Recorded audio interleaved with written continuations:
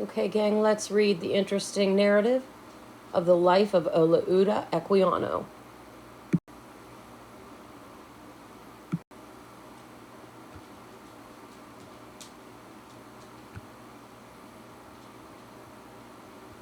It says, as European colonies in the Americas expanded, so did the slave trade. Slaves were captured in Africa and then taken by ship to the West Indies, a journey called the Middle Passage. For 2 months, Africans lay tightly chained in storage compartments with hardly enough air to breathe. Millions died from bad food, harsh treatment, disease, and despair. Olaudah Equiano is one of the few to describe this horrific journey. When Olaudah Equiano was 11 years old, he and his sister were kidnapped while the adults in his village were working in the fields. After being forced to travel for several days, Equiano and his sister were separated. For the next 6 or 7 months, Equiano was sold several times to African masters in different countries. He was eventually taken to the west coast of Africa and carried aboard a slave ship bound for the West Indies. The first object which saluted my eyes when I arrived on the coast was the sea and a slave ship, which was then riding at anchor and waiting for its cargo. These filled me with astonishment, which was soon converted into terror when I was carried on board. I was immediately handled and tossed up to see if I were sound by some of the crew, and I was now persuaded that I had gotten into a world of bad spirits and that they were going to kill me.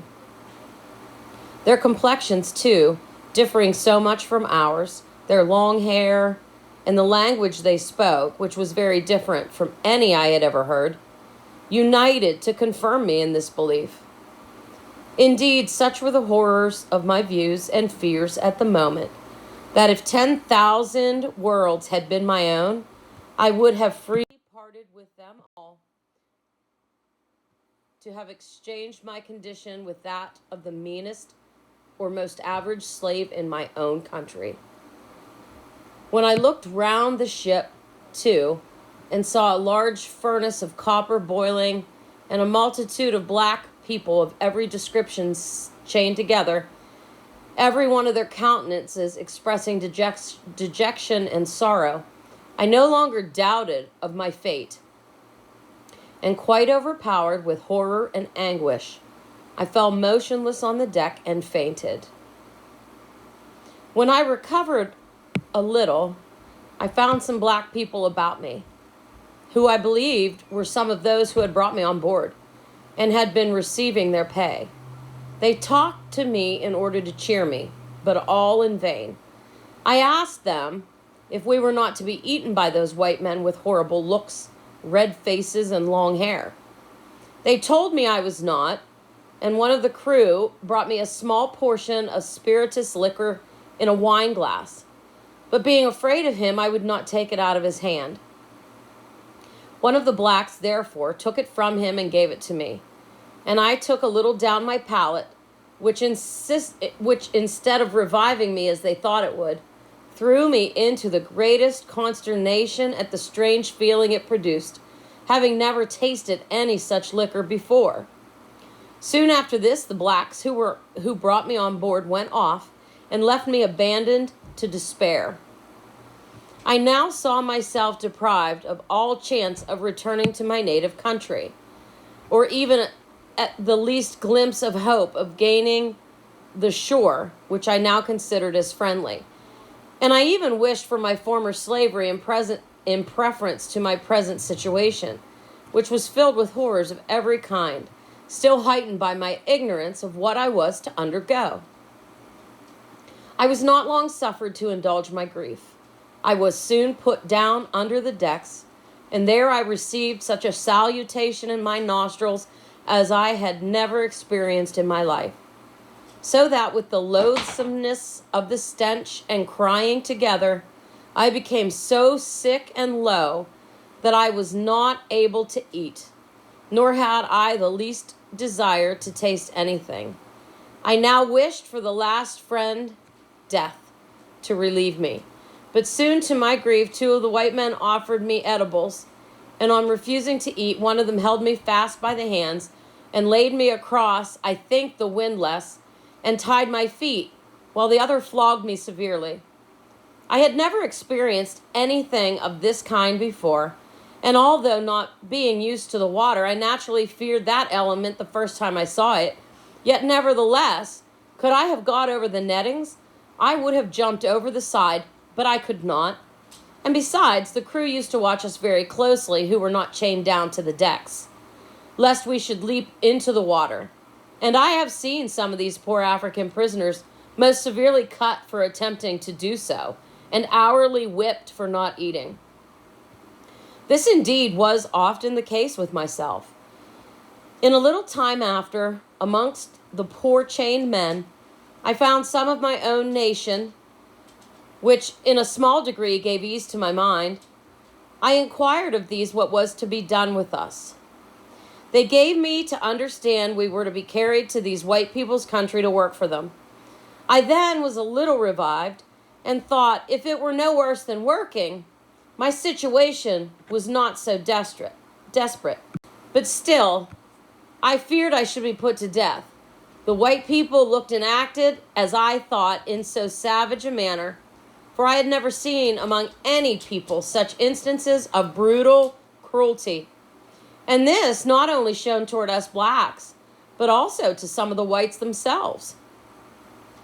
One man in particular I saw, when we were permitted to be on deck, flogged so unmercifully with a large rope near the foremast that he died in consequence of it. And they tossed him over the side as they would have done a brute. This made me fear these people the more, and I expected nothing less than to be treated in the same manner. I could not help expressing my fears and apprehensions to some of my countrymen. I asked them if these people had no country, but lived in this hollow place, the ship. They told me they did not, but came from a distant one. Then I said, how comes it in all our country we never heard of them? They told me because they lived so very far off. I then asked where were their women? Had they any like themselves? I told them they had. And why, said I, do we not see them? They answered because they were left behind. I asked how the vessel could go. They told me they could not tell, but that there was cloth put upon the masts by the help of the ropes I saw, and then the vessel went on, and the white men had some spell or magic they put in the water when they liked in order to stop the vessel. I was exceedingly amazed at this account, and really thought they were spirits. I therefore wished much to be from amongst them, for I expected they would sacrifice me. But my wishes were vain, for we were so quartered that it was impossible for any of us to make our escape. At last, when the ship we were in had got in all her cargo, they made ready with many fearful voices, and we were all put under deck so that we could not see how they managed the vessel. But this disappointment was the least of my sorrow. The stench of the hold, while we were on the coast, was so intolerably loathsome that it was dangerous to remain there for any time, and some of us had been permitted to stay on the deck for the fresh air. But now that the whole ship's cargo were confined together, it became absolutely pestilential. The closeness of the place and the heat of the climate added to the number in the ship, which was so crowded that each of us had scarcely room to turn himself, almost suffocated us. This produced copious perspirations, so that the air soon became unfit for respiration from a variety of loathsome smells, and brought on a sickness among the slaves, of which many died. This wretched situation was again aggravated by the galling of the chains. The shrieks of the women and the groans of the dying rendered the whole a scene of horror almost inconceivable.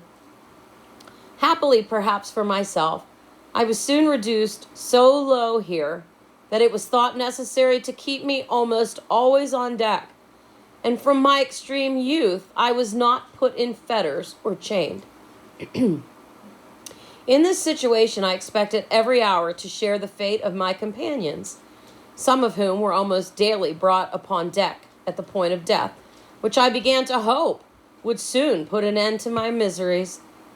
One day they had taken a number of fishes, and when they had killed and satisfied themselves with as many as they thought fit, to our astonishment, who were on deck, rather than give any of them to us to eat, as we expected, they tossed the remaining fish into the sea, although we begged and prayed for some as well as we could, but in vain. And some of my countrymen, being pressed by hunger, took an opportunity when they thought no one saw them of trying to get a little privately. But they were discovered, and the attempt procured them some very severe floggings. One day, when we had smooth sea and moderate wind, 2 of my wearied countrymen who were chained together, I was near them at the time, preferring death to such a life of misery, somehow made through the netting and jumped into the sea. Immediately, another quite dejected fellow, who on account of his illness was suffered to be out of irons, also followed their example, and I believe many more would soon have done the same if they had not been prevented by the ship's crew, who were instantly alarmed. During the rest of his voyage to the West Indies, Equiano continued to endure hardships. After the ship anchored on the coast of Barbados, Equiano and the other slaves were brought ashore and herded together in a slave merchant's yard to be sold. We were not many days in the merchant's custody before we were sold after their usual manner, which is this. On a given signal, as the beat of a drum, the buyers rush at once into the yard where the slaves are confined and make choice of that parcel they like best. The noise and clamor with which this is attended, and the eagerness visible in the countenances of the buyers, serve not a little to increase the apprehension of terrified Africans, who may well be supposed to consider themselves as the ministers of that destruction to which they think themselves devoted. In this manner, without scruple, are relations and friends separated, most of them never to see each other again. I remember in the vessel in which I was brought over, in the men's apartment, there were several brothers who in the sale were sold in different lots, and it was very moving on this occasion to see and hear their cries at parting. Oh, ye nominal Christians, might not an African ask you, learned you this from your God, who says unto you, do unto all men as you would do unto all men as you would men should do unto you? Is it not enough that we are torn from our country and friends to toil for your luxury and lust of gain? Must every tender feeling be likewise sacrificed to your avarice or greed?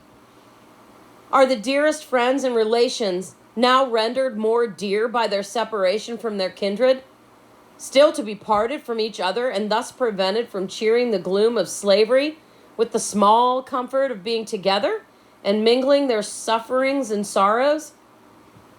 Why are parents to lose their children, brothers their sisters, or husbands their wives? Surely, this is a new refinement in cruelty, which thus aggravates distress and adds fresh horrors even to the wretchedness of slavery.